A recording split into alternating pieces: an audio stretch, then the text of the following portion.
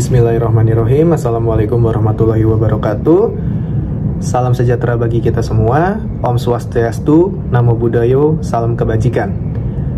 Pertama-tama perkenalkan diri saya terlebih dahulu. Nama saya Muhammad Dipo Alamsyah. Nanti ada partner saya yang bernama Aulia Azahra. Kami berdua merupakan dokter muda dari Fakultas Kedokteran Universitas Yarsi. Di sini kami akan menjelaskan tentang penyuluhan yang judulnya gangguan irama jantung di Poli Jantung RSUD Pasar Rebo. Yang pertama, apa itu gangguan irama jantung? Gangguan irama jantung adalah perubahan frekuensi dan irama jantung yang menyebabkan irama jantung menjadi tidak teratur ataupun menjadi tidak stabil. Nah, seberapa sering kasus ini terjadi? Berdasarkan peta yang sudah kita buat di dalam presentasi kami, kita membaginya menjadi dua, yaitu secara global dan juga secara negara kita sendiri, yaitu Indonesia. Kalau untuk secara global, kurang lebih pasien yang mengalami gangguan irama jantung itu sebanyak 1,5 sampai 5% populasi di dunia, di mana populasi di dunia itu hampir mencapai 8 miliar. Sedangkan untuk di Indonesia sendiri, 70% dialami oleh usia 65 sampai 85 tahun ke atas, dan juga di Indonesia penyakit gangguan irama jantung merupakan salah satu penyakit dengan kematian tertinggi, yaitu 50%. Seperti itu. Masuk ke bagian jenis dan gejala gangguan irama jantung. Jenis dan gejala gangguan irama jantung kami menjadi 3. Gangguan irama lambat, gangguan irama cepat, dan juga gangguan irama tidak teratur. Yang pertama, gangguan irama lambat. Gangguan irama lambat memiliki gejala seperti nadi kurang dari 60 kali per menit, lalu mudah lelah, keringat dingin, dan juga bisa pingsan. Masuk ke kategori kedua, yaitu gangguan irama cepat, di mana nadi lebih dari 100 kali per menit, biasanya juga dialami oleh nyeri dada, sesak, nafas, dadanya juga berdebar-debar, dan juga bisa pingsan. Masuk ke kategori ketiga, yaitu gangguan irama tidak teratur, yaitu dengan gejala nadi kurang dari 60 kali per menit atau lebih dari 150 kali per menit, dan juga biasanya sering mengalami nyeri dada, sesak nafas, dada berdebar-debar, dan juga pasien yang mengalami gangguan irama jantung juga bisa mengalami pingsan. Tetapi dari jenis dan gejala gangguan irama jantung tersendiri ini, dari 3 hal tersebut biasanya bisa terjadi tanpa gejala.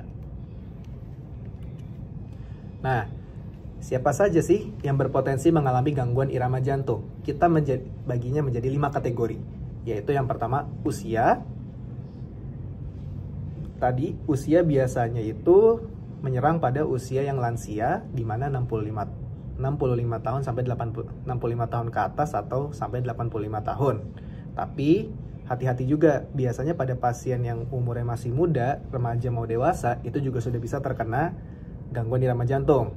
Lalu masuk yang kedua, hipertensi, di mana hipertensi ini merupakan, di mana pengertian dari hipertensi adalah tekanan darah atas lebih dari 120 mm air raksa dan tekanan bawahnya lebih dari 80 mm air raksa.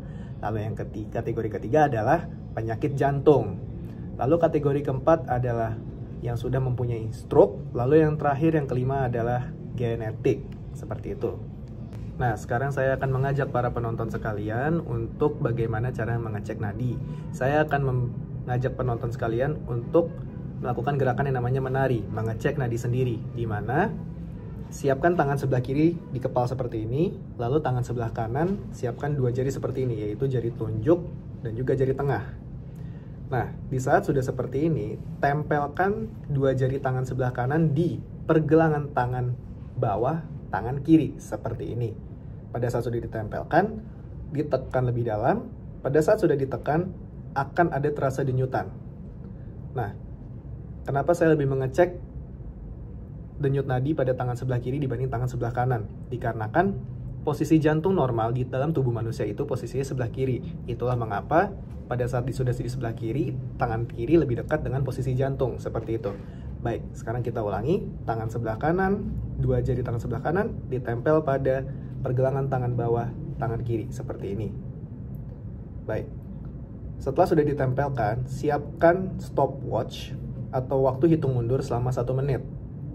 Jika sudah mulai, hitung selama 1 menit selesai, maka Jumlahkan selama 1 menit berapa denyutan nadi yang para penonton rasakan. Biasanya denyut nadi normal itu di antara 60 sampai 100 kali per menit.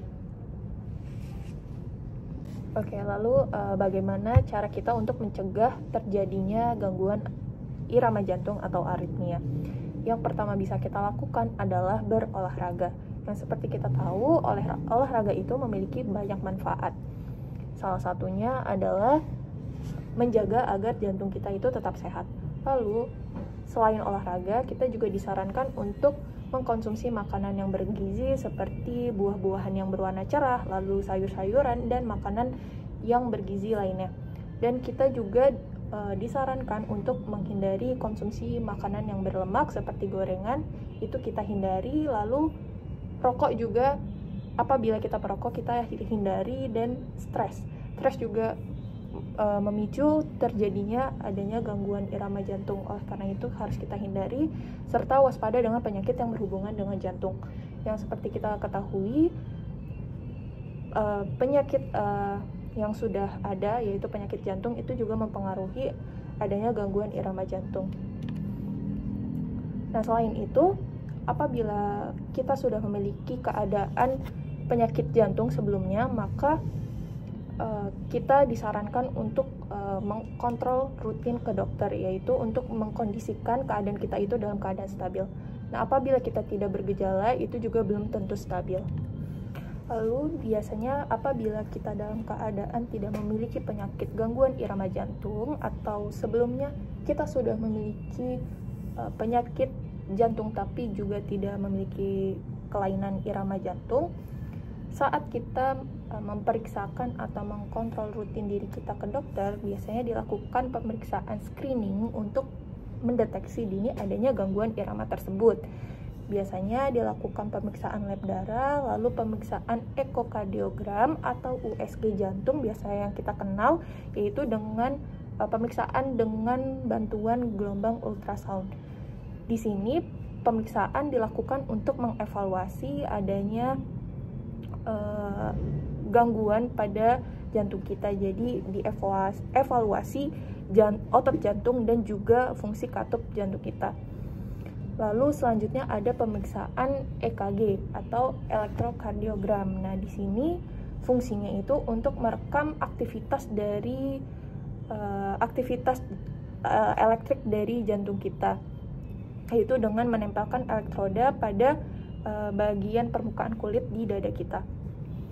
Lalu ada pemeriksaan treadmill test atau uji latih beban jantung, yang biasanya di sini pasien akan diminta untuk melakukan latihan fisik seperti mengayuh sepeda statis atau berjalan di atas treadmill. Nah, di sini juga pemeriksaannya untuk melihat aktivitas dari elektrik jantung kita. Lalu ada Holter atau monitor Holter. Nah, biasanya ini pasien akan diminta membawa pulang alat tersebut untuk merekam aktivitas jantung selama aktivitas sehari-hari. Nah, di sini alat ini dibawa pulang untuk merekam aktivitas jantungnya selama aktivitas sehari-hari seperti bekerja atau saat beristirahat dan yang lainnya. Setelah itu, apabila ada gejala yang menunjukkan ke arah gangguan aritmia atau gangguan irama jantung, biasanya akan dilakukan pemeriksaan elektrofisiologi study atau EPI study. Nah, pemeriksaan ini dilakukan untuk mengetahui lokasi dari gangguan irama tersebut dan mencari tahu penyebabnya itu karena apa. Lalu bagaimana sih untuk penanganan dari gangguan irama jantung? Yang pertama pastinya dengan terapi obat-obatan, misalnya obat-obatan beta blocker yang dapat menjaga denyut jantung kita tetap normal. Selanjutnya ada metode ablasi. Nah, metode ini diberikan apabila dengan obat-obatan sudah tidak bisa lagi, maka langkah selanjutnya yang bisa kita ambil adalah dengan ablasi. Nah, metode ablasi ini dilakukan untuk mengobati gangguan irama jantung yang letak penyebabnya sudah diketahui. Nah, biasanya metode ablasi ini dilakukan setelah screening tadi, yang pemeriksaan elektrofisiologi study atau epi study. Nah, caranya itu dengan memasukkan kateter atau seperti selang gitu, dimasukkan di daerah kaki, yaitu di pembuluh darah kaki. Selanjutnya ada pemasangan alat pacu jantung atau pacemaker. Nah, biasanya ini diindikasikan pada gangguan irama jantung yang terlalu lambat. Lalu komplikasi apa yang dapat terjadi yang disebabkan dari adanya gangguan irama jantung? Yang pertama adalah gagal jantung, lalu stroke. Nah, stroke ini dapat terjadi karena dalam keadaan aritmia atau gangguan irama jantung, jantung kita tidak memompa dengan sebagaimana mestinya. Jadi darahnya itu akan terkumpul atau menggumpal. Nah, apabila gumpalannya itu berpindah ke pembuluh darah di otak, nah itu akan menyebabkan penyumbatan yang dapat menyebabkan stroke. Lalu selain itu, kematian jantung mendadak juga dapat ditimbulkan dari adanya gangguan irama jantung dan juga pingsan atau penurunan kesadaran. Mungkin itu yang bisa kami sampaikan. Kurang lebihnya mohon maaf. Wassalamualaikum warahmatullahi wabarakatuh.